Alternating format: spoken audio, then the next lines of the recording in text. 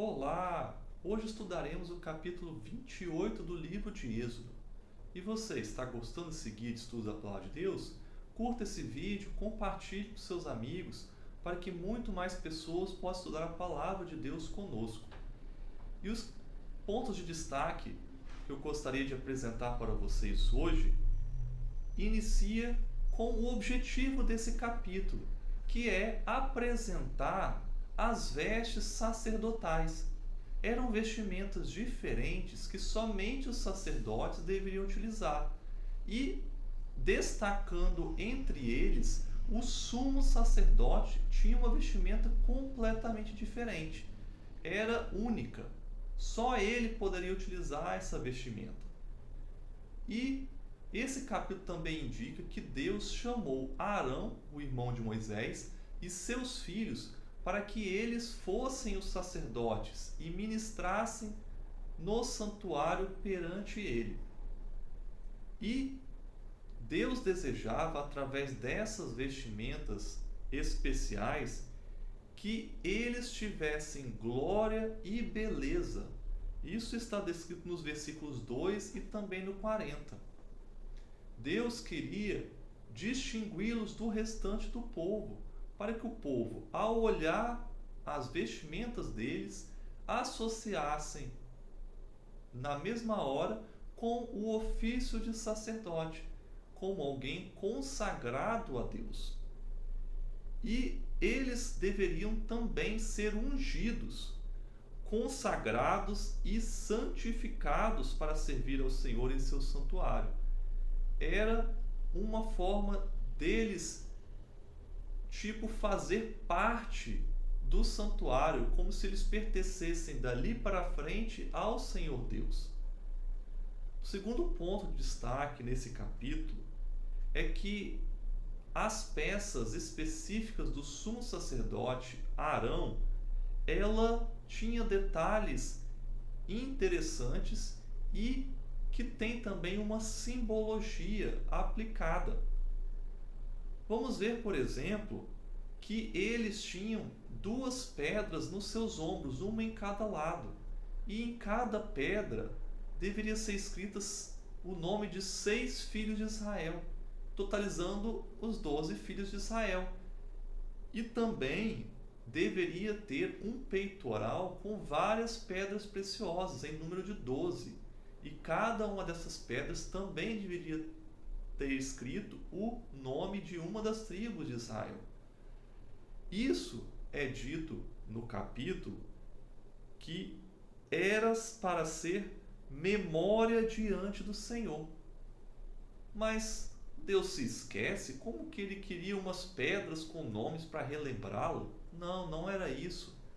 É porque Deus desejava que cada uma das tribos tivessem representatividade ali na pessoa do sumo sacerdote, que ele carregasse sobre si como representante das 12 tribos.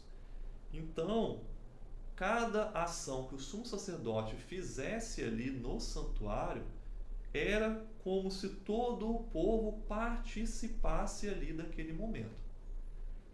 O terceiro ponto que eu gostaria de destacar nesse capítulo é que duas outras peças também tinham uma simbologia bem interessante das vestes do sumo sacerdote.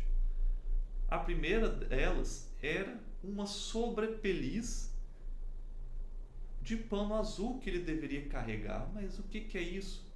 É como se fosse um xale, vamos tratar dessa forma, um manto que iria por cima das vestes, embaixo da estola sacerdotal, que deveria ter sinos.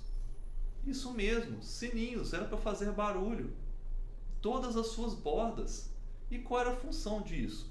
Justamente para que a presença do sumo sacerdote fosse notada à distância, para que as pessoas pudessem ser avisadas ali da presença do sumo sacerdote como algo especial.